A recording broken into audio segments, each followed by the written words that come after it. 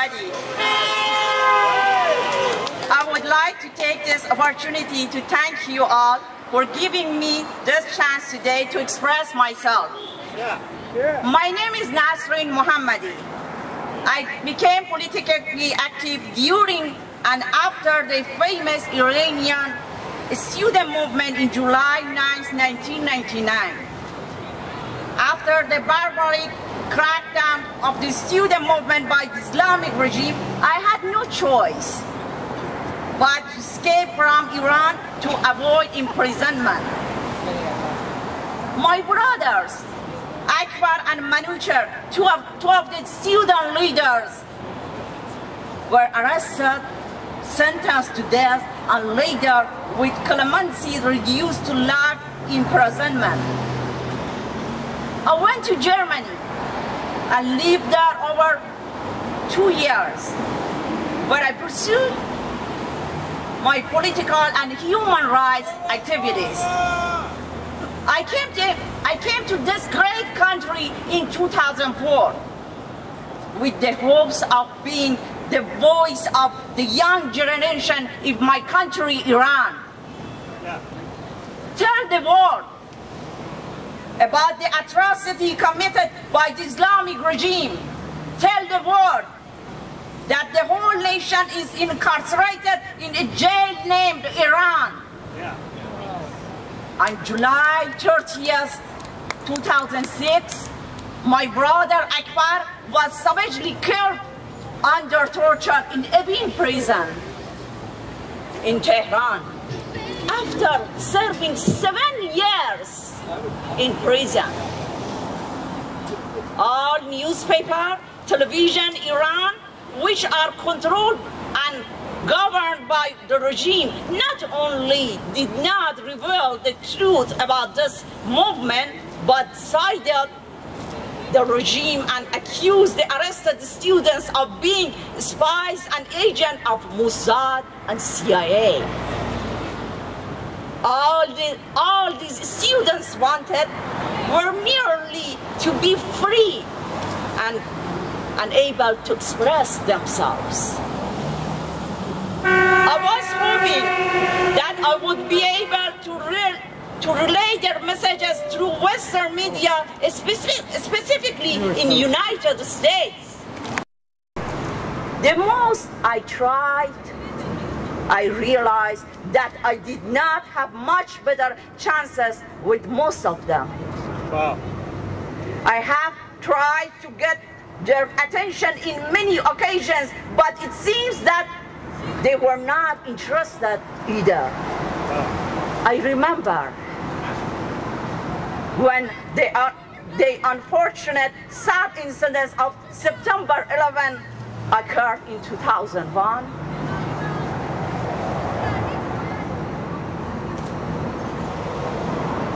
My brother Akbar was saddened and cried in prison for this loss, and later released a statement of solidarity with American people from Iranian jail.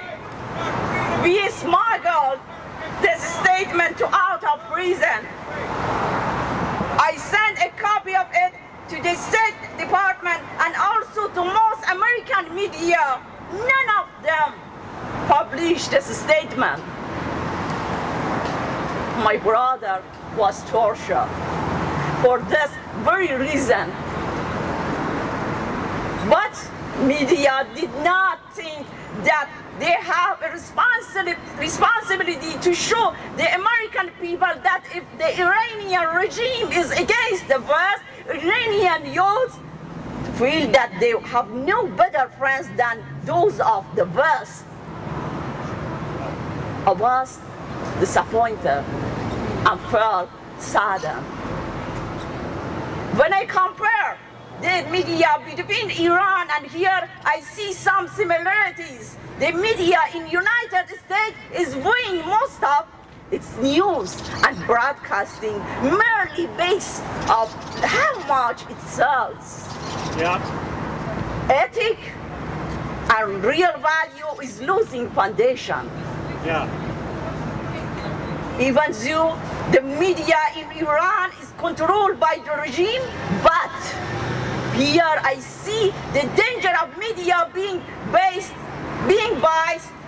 polarized, and the party borderline, which by itself is dangerous for the democracy of this country that we take it for granted. Look at the liberal media and their behavior in recent presidential campaign. President Obama can get out of almost anything he does. Yep, that's right. But government Romney's smallest action will be under microscope. Right.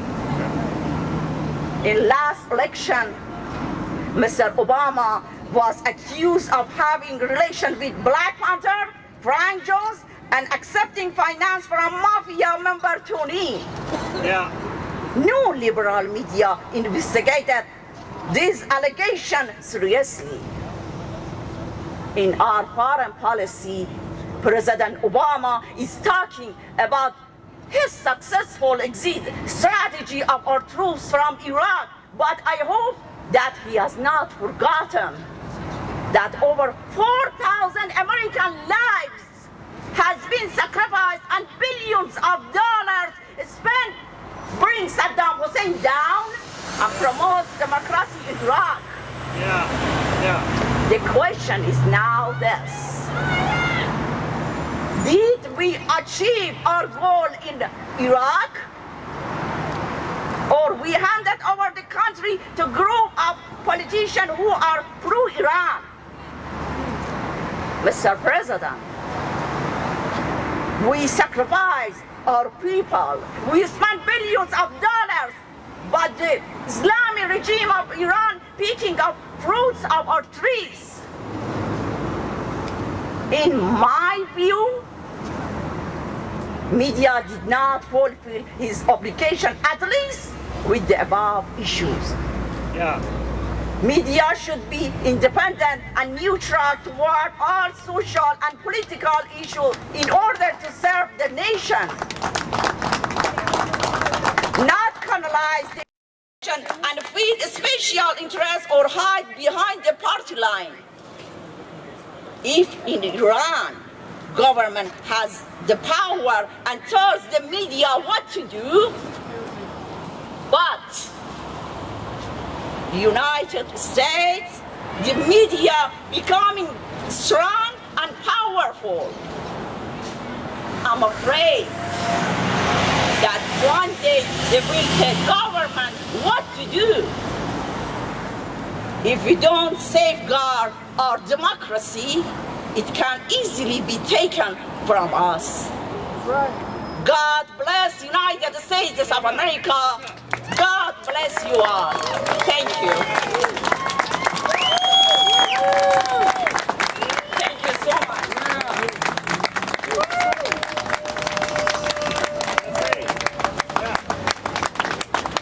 Thank you, Nasrin. You know, it's easy to think that you've been through a lot, or to think that you're standing up and being a hero or a fighter or a challenger, and then you hear some real stories from out there. I'm going to just get right to it. Gary, you ready to speak? Yes? Well, I guarantee you'll be funnier than she was. Gary Aminoff is, in addition to the titles that he has, president and founder of the San Fernando Valley Republican Club, which is the largest chartered Republican club in California. He's also the first vice president of the Republican Party of Los Angeles County and is a member of the executive committee of the California Republican Party. It says most importantly he's a committed patriot of the USA, and that is true, but I think more importantly to me he's a dear friend. Gary Aminoff, ladies and gentlemen. Hey. What's up, man? How you doing?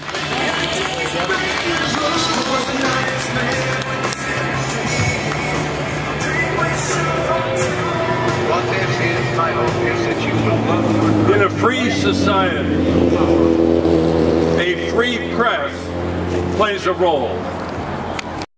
That role has traditionally been, it is a citizen watchdog. It holds the government accountable for its actions on behalf of the citizens.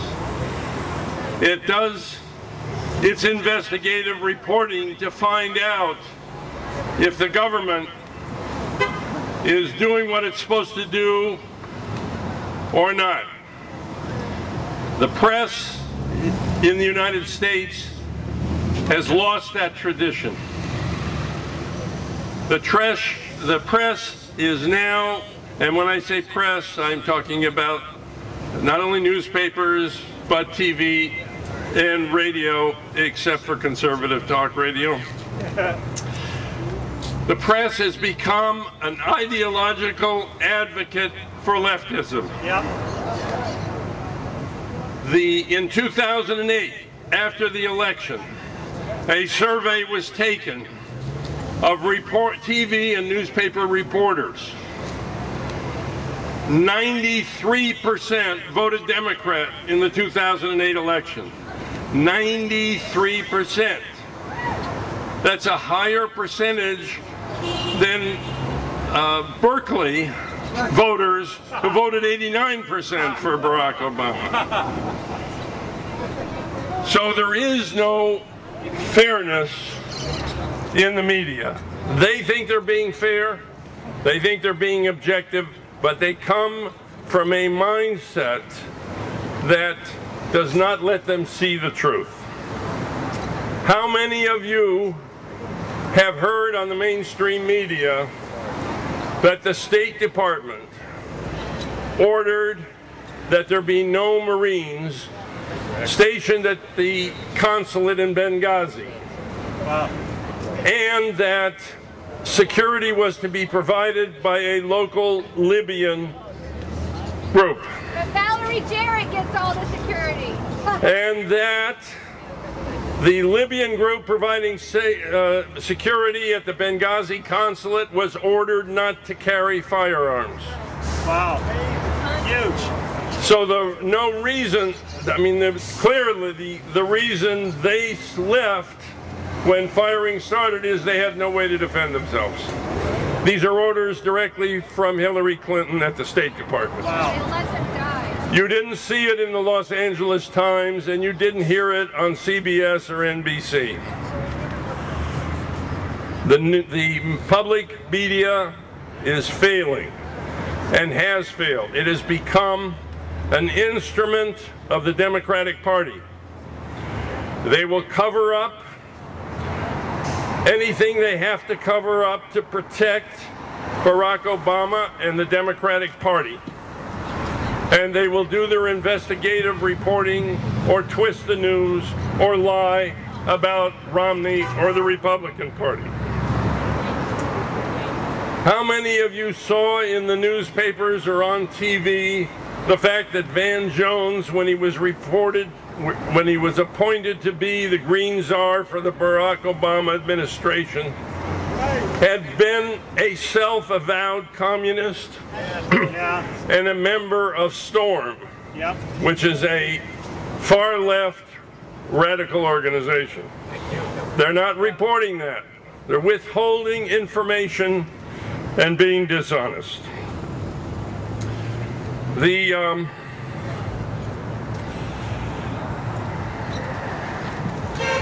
The press, we have to let people know that they're not going to get the truth by reading the LA Times or by listening to CBS News. Yeah. There are alternative methods for them to get the truth. We have to make them aware of that. And we have to keep letting the media know when we find out that they're lying to the American people. Yeah. Right. The media have an effect on what happens in this country, and they're being irresponsible and ideological. Yeah. Public radio. So I'm going to leave you just with that thought. Talk to people that you know, not to get the 11 o'clock news and think they're getting what's really happening in the world, and not to read the LA Times and think that. Yeah. Public radio. And public radio. Yeah. All right. So I'll turn it back to Evan. Thank you very much. Yeah. Thank you, Gary.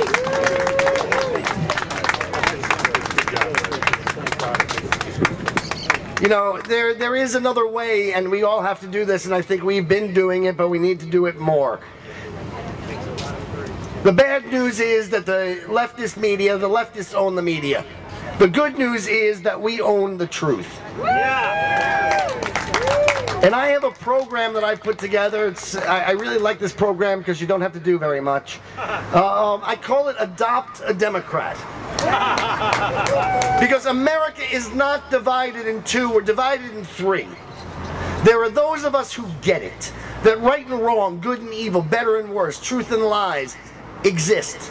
And that America is exceptional. And that's why we seek to conserve American values. By the way, I believe that we are the liberals because what we're seeking to conserve is a liberal democracy. All right, we really don't care what that person says or does, or she should have the freedom to do it. It's they who are oppressive to us.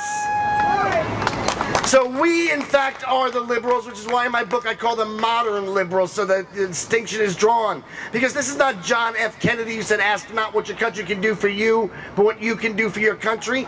This is a party that now believes exactly the opposite. It believes demand that your country do everything for you. They even pay for your condoms if you're too lazy to go out and get a job. And meanwhile, when it comes time to do for your country, they consider that xenophobic. I don't do for my country, I do for the United Nations.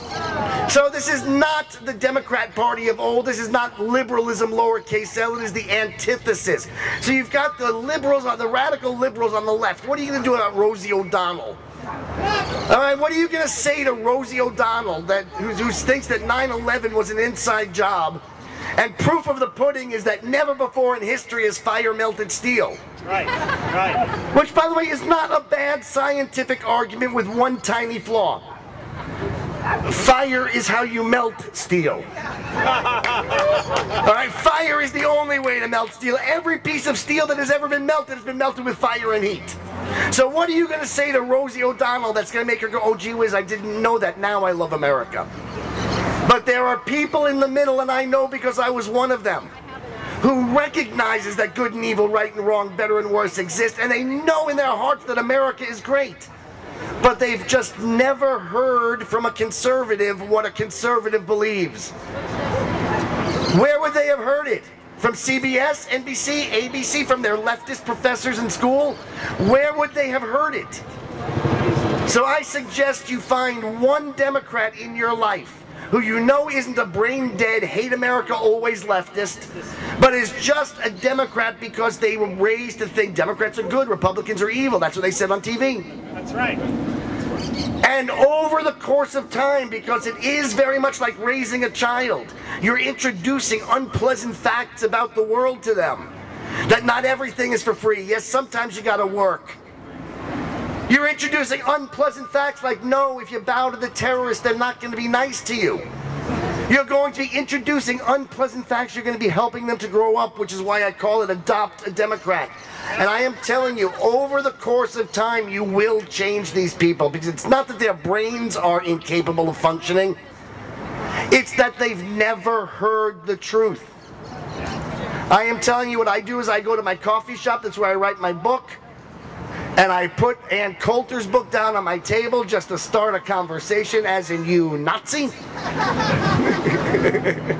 And we go from there, and I am telling you, 4 years ago, so many people came up to me and called me a racist because I was supporting John McCain. I swear to you, 20 of those people come up to me now, and they whisper, they all whisper, you were right. Right? If every one of us helps a Democrat to grow up, just one, we double our numbers. All right? All right, now taking the podium, coming to the stage is another old friend of mine. I believe it's Michael. It's your turn. Yes, there you are. Michael is a rock star, baby. He's a former MCA recording artist from the seminal punk era. He's toured America coast to coast. Today he's doing voiceovers. Is that right? He's an ongoing voice on the. Oh, I got it now. It's an English sentence. My fault.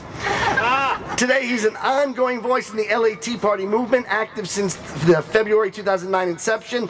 Michael currently chairs the Westwood Tea Party, is a founding member of the LA Metro Tea Party Coalition, serves as the vice chairman of the West Side Republicans Club in LA, California, why would you put that there, and is elected Republican delegate to the LA 49th AD Central Committee. Michael is a contributing writer at a number of journals and websites. His opinion on today's news and politics can be found on mjfellright.wordpress.com. I would like to introduce him now, but his time is up. Michael Fell. Thank you, Evan. I took Evan's advice. I've adopted 3 Democrats so far. Right on. Friends. Roman. Yeah, Americans. There we go. Countrymen, lend me your ears. I come to bury progressives, not to praise them. Yeah. Pelosi, Reid, Obama, and other progressives call the Tea Party teabaggers, racists, astroturf, Nazis, and extremists. The Department of Homeland Security described the Tea Party as right-wing extremists and insurgents, saying right-wing extremists will attempt to recruit and radicalize veterans in order to boost their violent capacities. How long before members of the Tea Party are called killers? Well, hasn't that already happened? It was more than heavily inferred by the Progressive Party Pravda after a nut job working solo shot Gabby Gifford. How long before expressing dissent leads directly to arrest and torture? Yeah. Bill Ayers' Weather Underground, meant to cause the collapse of the United States government, Ayers and his group would deal with resistant Americans by establishing re-education centers in the Southwest. Those who refused to convert to communism would be eliminated, as in concentration camps would be used to kill 25 million Americans. Consider this from Yahoo News, USA Today, and ABC News. Headline: Congress could be least productive since 1947. The story attacks the Republican House for a lack of legislative success. This is typical of progressives who never miss an opportunity to parrot messages dictated by the George Soros-funded Media Matters via Valerie Jarrett of the White House. It might be statistically true that the Congress is on pace to make history with the least productive legislative year in the post-World War II era. But to insinuate that this is the fault of the House Republicans is fiction. The U.S. Senate, under the failed leadership of progressive Harry Reid, has refused to allow a majority of House-passed bills to even come to a vote in the U.S. Senate. The reason so many people believe the House is to blame for this are the lies spread by progressive shills like CBS, NBC, MSNBC, CNN, Yahoo News, USA Today, and the rest of their ilk.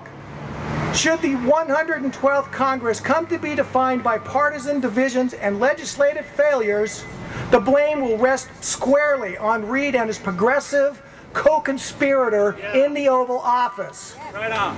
The progressive Senate majority has not even passed a budget in over 3 years. They even voted down the one the White House gave them 97-0. Yeah. This is a clear dereliction of duty on the part of progressives. Thanks to the utter failure of their policies, the only card left for them to play is vintage Sal Alinsky, blaming the right for problems caused by the left. Right. This has been the MO of the progressives since they seized control of the Democratic Party. The most egregious of lies propagated by the institutionalized progressive left is the one spoken by Nancy Pelosi during the TARP debate. On September 28, 2008, Pelosi laid the blame for the economic collapse entirely at the feet of George W. Bush and failed Republican policies. Sound familiar? Obama's doing it to Mitt Romney at every campaign stop. Can't go back to the failed policies of the past. The 2008 financial collapse was a direct result of failed progressive social engineering in the United States housing market. For decades, the U.S. has had nothing remotely resembling a free market in residential real estate. Instead, progressive big government created monstrosities. Fannie Mae and Freddie Mac controlled over 1/2 of all U.S. mortgages. For 20 years, conservatives warned about the systemic risk Fannie and Freddie posed to the financial system, but they were constantly thwarted by the left. To this very day, the institutionalized progressive left denies the essential part Fannie and Freddie played in creating the housing bubble and causing the financial crisis of 2008. Whether the area is journalism or politics, once the facts are in, members of the institutionalized progressive left prove themselves to be nothing more than bold-faced, willfully deceitful psychopaths unfit to serve the public. Be it Fast and Furious, the Benghazi terrorist attack, fudging the presidential poll numbers, or lying about the rates of inflation and unemployment, the so-called mainstream media is lying through their teeth to protect Barack Obama and help him get reelected. Yes, that's right. Had enough? Yes. Yeah. It's time for us and everybody across this country to rage against the media. Thank you.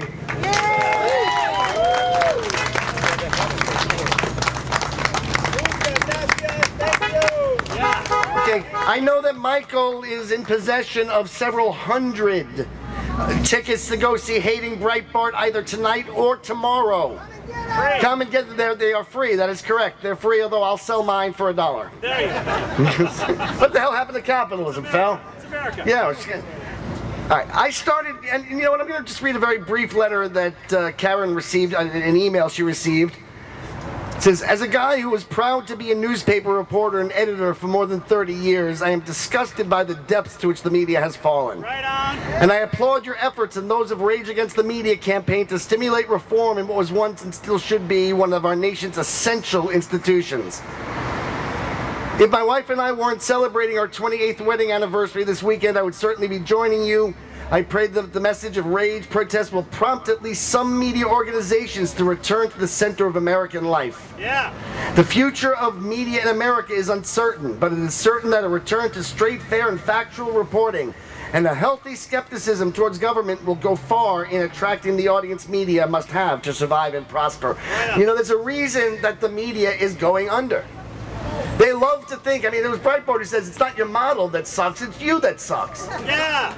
Right? People need the truth and the information. There's a reason that the people who have jobs, again, the farmer who needs to know what the weather is, the businessman who needs to know the truth, all turn into Fox, all turn off these people. It's only the people who talk.